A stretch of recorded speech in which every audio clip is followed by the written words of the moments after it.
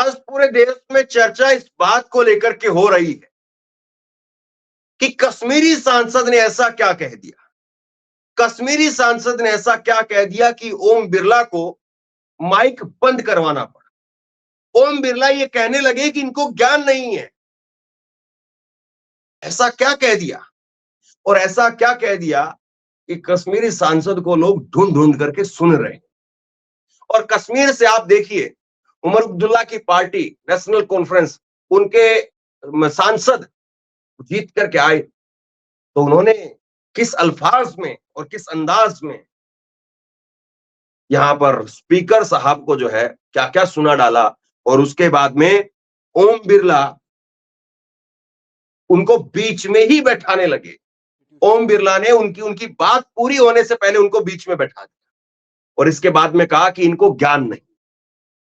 अब चलिए, ज्ञान कितना है कितना नहीं है ये आप खुद से तय कर लीजिए, और इन सांसद साहब की जुबानी जो है वो आप खुद से सुन लीजिए कि इनकी जुबानी क्या वाकई ये सही कह रहे थे या ओम बिरला सही कह रहे हैं, इनको ज्ञान नहीं। गुजारिश है कि आज के बाद आप न बीजेपी है, न कांग्रेस है, न समाजवादी है। आज के बाद सिर्फ आपकी एक ही पार्टी है, आईन-ए-हिंद, द कॉन्स्टिट्यूशन ऑफ इंडिया। उम्मीद है कि आज के बाद आप उसके कस्टोडियन होंगे और इस हाउस में, जिसे जमहूरियत का सबसे बड़ा इदारा कहा जाता है, जमहूरियत की मिसालें होगी। इस हाउस में आपको इस बात से याद रखा जाएगा कि क्या आपने ट्रेजरी बेंचेस को मजबूर किया अपोजिशन का सुनने के लिए, या आपने अपोजिशन को खामोश किया। आपको P20 के लिए याद नहीं किया जाएगा, आपको याद किया जाएगा जब इसी ऐवान में एक मुसलमान MP को टेररिस्ट कहा गया क्योंकि वो मुसलमान है। आपने उस आवाज़ को, उस नाजायज़ आवाज़ को कैसे खामोश किया, या आपने उन आवाज़ों को उठने दिया। अगर एक MP जो चुना हुआ नुमाइंदा होता है, अगर उसको इस हाउस में, जमहूरियत के बड़े इदारे में टेररिस्ट कहा जा सकता है, तो उन मुसलमानों को सड़कों पे भी टेररिस्ट कहा जा सकता होगा। इसी तरह से ऑनरेबल स्पीकर, एक मिनट बैठिए। माननीय सदस्यगण, ये सदन का पहला दिन है। आप बोलते समय क्या टिप्पणी कर रहे हैं उसका ध्यान रखो। अभी कार्यकाल को देखो, उसके बाद टिप्पणी करो। से बात कर रहा हूं। मैं ये गुजारिश करूंगा, सबसे बड़ा इदारा है जमहूरियत का, यहां पे ऐसी मिसाल नहीं होनी चाहिए थी। और आप उसके कस्टोडियन थे जब 370 की बिल 1 मिनट में लाई गई और आधे घंटे में पास की गई। आधे घंटे में पास की गई। प्लीज बैठिए। आप रहिए, इनको ज्ञान नहीं है। उस पर 9.5 घंटे तक डिबेट हुई थी। चलो बैठे, चलिए। ओके। तो कश्मीरी सांसद ने जो कहा वो आपने सुना, और आप बताइए कि वो ज्ञान की बात कह रहे थे, ये अज्ञानता की बात कह रहे।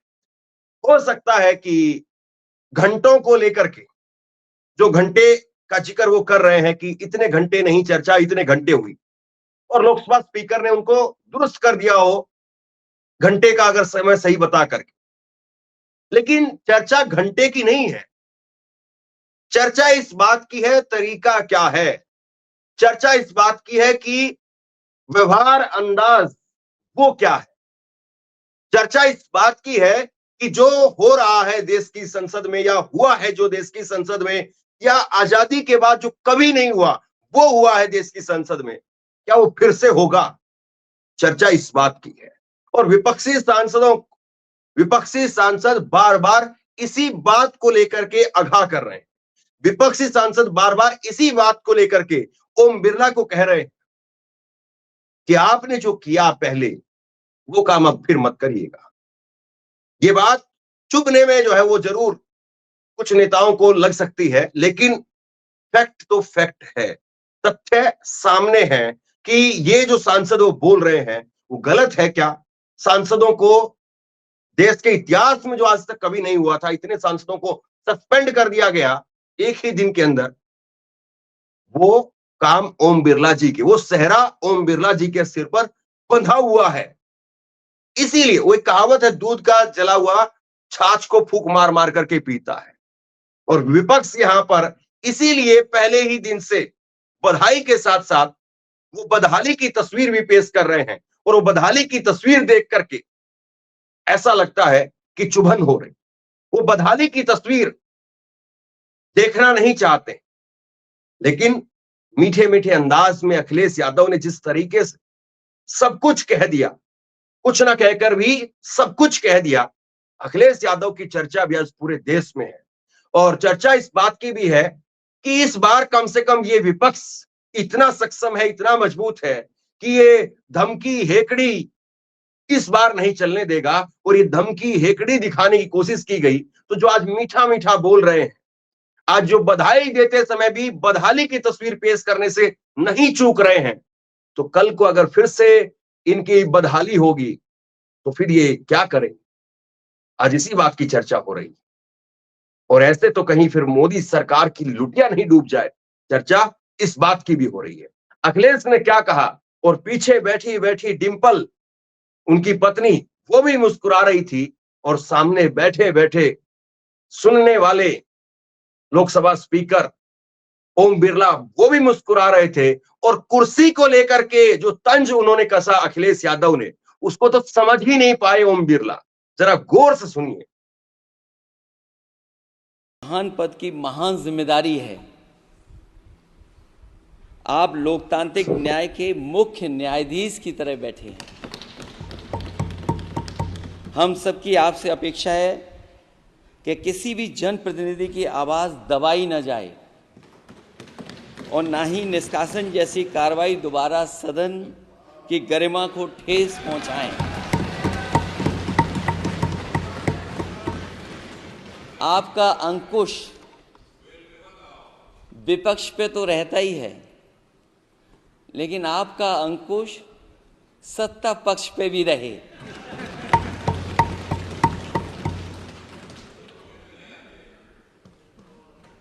अध्यक्ष महोदय, आपके इशारे पर सदन चले, इसका उल्टा ना हो। हम आपके हर न्याय संगत फैसले के साथ खड़े हैं। मैं एक बार फिर आपको इस अध्यक्ष पद पर बैठने के लिए बहुत बहुत बधाई देता हूं। मैं सदन में पहली बार आया हूं, ये नए सदन में। मुझे लगा कि हमारे स्पीकर की कुर्सी बहुत ऊंची होगी, क्योंकि मैं जिस सदन को छोड़ के आया हूं, अध्यक्ष जी, उसकी कुर्सी बहुत ऊंची है। उस समय भी मैं अध्यक्ष जी किसको कहूं कि ये कुर्सी और ऊंची हो जाए। जहां ये नया सदन है, वही मैं आपकी पीठ के पीछे देख रहा हूं, पत्थर तो सही लगे हैं, सब कुछ अच्छा लगा है, लेकिन कुछ दरार में मुझे कुछ सीमेंट अभी भी लगा दिखाई दे रहा है। अध्यक्ष महोदय, मुझे उम्मीद है कि आप जितना सत्ता पक्ष का सम्मान करेंगे, उतना ही विपक्ष का सम्मान कर करके हमें भी अपनी बात रखने का मौका देंगे। मैं आपको बधाई देता हूं, शुभकामनाएं देता हूं, हर तरीके के साथ आपके साथ हैं। बहुत धन्यवाद। तो अखिलेश यादव ने जिस तरीके से बधाई दी है, ओम बिरला आगे से नमस्कार करते हुए शायद ऑफ द रिकॉर्ड कहेंगे कि ऐसी बधाई किसी को मत देना। आज ऐसी ऐसी बातें अखिलेश यादव बोल गए। और देखिए, मैं एक बात कहूं आपको, मौजूदा जो नेताओं को मैं देखता हूं, कांग्रेस में हो, बीजेपी में हो, या समाजवादी पार्टी और बाकी किसी नेताओं में अगर मैं देखता हूं, तो मुझे अखिलेश यादव सबसे शालीन, शांत और उसके साथ साथ सबसे ज्यादा हाजिर जवाबी लगते हैं। याद होगा आपको, अखिलेश यादव ने एक बार ईमानदार कह दिया था किसी को, और ईमानदार कहने से याद आया आपको, अंजना ओम कश्यप इतना बुरा मान गई थी कि ईमानदार शब्द से चिढ़ने लगी। तो अखिलेश यादव की बधाई वो कितनी मीठी होती है, कितनी कड़वी होती है, उस बधाई में बधाई होती है या क्या होता है, वो तो अंजना ओम कश्यप से शायद पहले पूछ करके आते, तो शायद ओम बिरला जी भी कुछ तैयार होकर के आते, या ओम बिरला से फोन आ जाता अंजना ओम कश्यप का क्योंकि अखिलेश यादव की खासियत है कि वो पॉजिटिव शब्द कहते हैं, अगले वाले को नेगेटिव लगता है। वो ईमानदार कहते हैं और वहां पर अंजना कश्यप को जो है वो बौखलाहट महसूस होने लग जाती है। यहां पर अखिलेश यादव मुस्कुरा मुस्कुरा करके कह रहे थे कि आप के इशारे पर संसद चले, आपके इशारे पर ये सदन चले, इसका उल्टा ना हो। मतलब कि समझ गए आप किसी के इशारे पर चले, इसका जो है वो अखिलेश यादव इशारा कर रहे थे। तो किस अंदाज में जो है वो अखिलेश यादव ने यहां पर बात कह दी। वाकई बाकी के नेताओं को सीखना चाहिए कि बगैर चिल्लाए, बगैर किसी जो है वो हल्के शब्दों का प्रयोग किए, बहुत मीठी मीठी शब्दों में, और आखिरी में फिर उन्होंने कह दिया कि आपके पीछे जो दीवार है, जो उसमें दरार आ गई है, जो दरार पत्थरों के बीच में छोड़ दी गई है, उसमें कुछ सीमेंट है। मतलब कि आप समझ रहे हैं, दो सदन के अंदर दो पक्ष, सत्ता पक्ष और विपक्ष, ये इनके बीच में कुछ सीमेंट बाकी रहे, ये बात वो कह रहे थे। तो बहुत सारे आज नेताओं का जो है वो जिक्र किया जा सकता है, और सीधी बात तो ये है कि अगर इसके बावजूद, सत्ता पक्ष के तेवर देखने के बावजूद, अगर विपक्ष के तेवर अगर आप देख रहे हैं, और फिर भी अगर आप विपक्ष को धमकाने की, विपक्ष को हेकड़ी दिखाने की अगर कोई सत्ता में बैठा नेता अगर ना समझी करेगा, तो शायद नुकसान उठा पाए, शायद फिर उनको नुकसान उठाना पड़ जाए। हरसिमरत कौर ने जो कहा, उसके बाद में तो ओम बिरला थोड़ा सा लग रहा था कि संभाल नहीं पाए, और बीच में ही टोक बैठे। हरसिमरत कौर को बीच में ही टोक बैठे और उन्होंने कहा कि क्या मैंने आपको मौका नहीं दिया। और ये अकाली दल से आती हैं। अकाली दल भाजपा का सबसे पुराना सहयोगी दल रहा है, लेकिन नरेंद्र मोदी जी के आने के बाद से वो भी परिवार बिछड़ गया, वो भी परिवार में से अलग हो गए। मोदी जी के नाम पर यह भी एक रिकॉर्ड है कि कौन कौन उनके परिवार से निकल गया। खैर, क्या कहा हरसिमरत कौर ने, और जिसको लेकर के ओम बिरला, उन्होंने बीच में ही उनका भाषण भी रुकवा दिया। आइए एक बार सुनते हैं। माननीय सदस्यगण, प्लीज, आपके सदस्य बोल रहे हैं। Harsimrat Kaur Badal.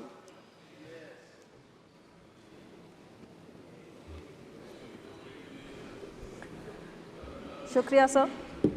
On behalf of my party, Shiromani Akali Dal, I rise to congratulate you on your successful election as Speaker for the second term. Sir, एक छोटे से राज्य की छोटी सी रीजनल पार्टी का एक लौता मेंबर जो चौथी बारी यहाँ पहुँचा है, मैं इस सदन में खड़े होके मैं इस चीज़ का फिक्र करती हूँ कि जहाँ इस हाउस में मैंने पिछले इलेक्शन में देखा कि कई ऐसी पार्टियाँ जो राज्य में एक दूसरे के साथ बड़ी डिफरेंसेस रखती हैं, लड़ती हैं, लेकिन इधर पहुँचने के लिए समझौते कर बैठी हैं। भाषण बाद में देना आप। और सर कई ऐसे लोग जो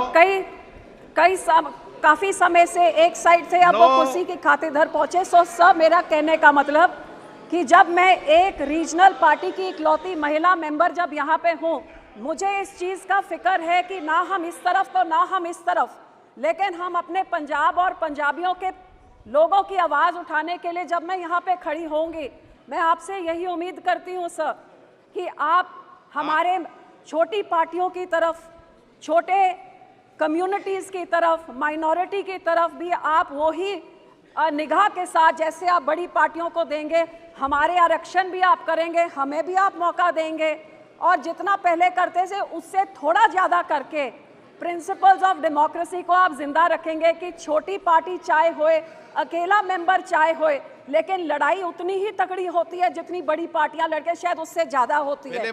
तो लड़के जब इधर पहले मौका नहीं दिया आपको। सॉरी सर, पहले मौका नहीं दिया गया आपको। नहीं सर, इस बारी मैं रिक्वेस्ट कर रही हूँ कि पहले से थोड़ा ज्यादा मौका दे दीजिए। ठीक है, क्योंकि एक महिला होने के नाते चौथी बारी पहुंची हो, आप हमारा ध्यान रखेंगे तो मैं आपको शुभकामनाएं देती हूँ और आपकी प्रोटेक्शन का, पूरा आरक्षण का मैं पूरा आस भी रखती हूँ। थैंक यू सर, बहुत बहुत शुभकामनाएं। जैसा मैंने पहले कहा थोड़ी देर सुन लेते हैं। वो कोई आधा घंटा नहीं बोलने वाली थी, 1-1.5 मिनट का तो आपने समय ही दिया पूरा। आपने तो कह दिया है कि सब लोग 1-1.5 मिनट ही बोलेंगे, 1-1.5 मिनट भी नहीं सुन पाए आप। और ये हरसिमरत कौर तो कम से कम इसी बहाने थोड़ा सा सुन लेते हैं कि भाजपा के पुराने सहयोगी दल की, और अब तो खुद ही कह रही हैं कि अकेली बची हैं, और वो बीजेपी की नहीं बल्कि शुरुआत में तो कांग्रेस और आम आदमी पार्टी खिंचाई कर रही थी, वहां पर भी टोक दिया, वहां पर भी जो है रोक दिया। आप तो खुद ही आज इमरजेंसी की बात बता रहे थे।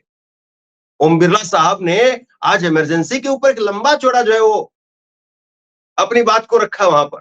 अच्छी बात है, देश में इमरजेंसी के हालात ना कभी होने चाहिए, और जो हुआ सो गलत हुआ। लेकिन सबसे बड़ी बात यह है, हम आगे के लिए और हम आज के लिए क्या कर रहे हैं कि वो हालात फिर से ना आए। सवाल ये है, और इसको लेकर के जब आपसे सवाल पूछे जाते हैं तो असदुद्दीन ओवैसी ने जब सवाल किए तब तो देखिए कि क्या हालत हो गई। और बड़ी बात मैं आपको बताऊं, आज संसद के अंदर यह हुआ कि पहले कांग्रेस की तरफ से राहुल गांधी ने और बाकी बड़ी पार्टियों की तरफ से अखिलेश यादव ने, और इन जो बड़ी पार्टियां हैं उनके नेताओं को जो है वो एक-एक, दो-दो नेताओं को, जो उनके जो प्रमुख नेता है उनको समय दे दिया गया, उन्होंने बोल लिया। उसके बाद सत्ता पक्ष की तरफ से भी बोल चुके थे पहले। तो उसके बाद में ओम बिरला जी खड़े हो गए। ओम बिरला जी खड़े हो गए और वो अपना जो उनको संबोधन करना था उसके लिए खड़े हो गए। लेकिन इसके बाद पता है क्या हुआ?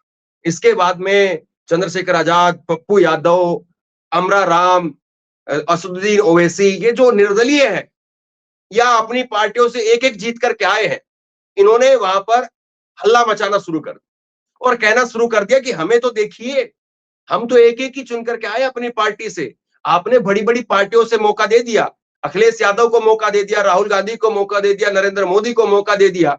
हम तो मौका मिला ही नहीं, हमें तो, हमारी तो सीट भी एक है और मौका भी नहीं मिला। तब उन्होंने खड़े होकर के कहा कि एक-एक मिनट के लिए आपको मौका मिले, एक-एक मिनट सिर्फ आप बोल सकते हैं। ये उनकी तरफ से कहा गया। और उसके बाद में जब ओवैसी खड़े हुए तो ओवैसी ने क्या बोला, आइए एक बार सुनते हैं।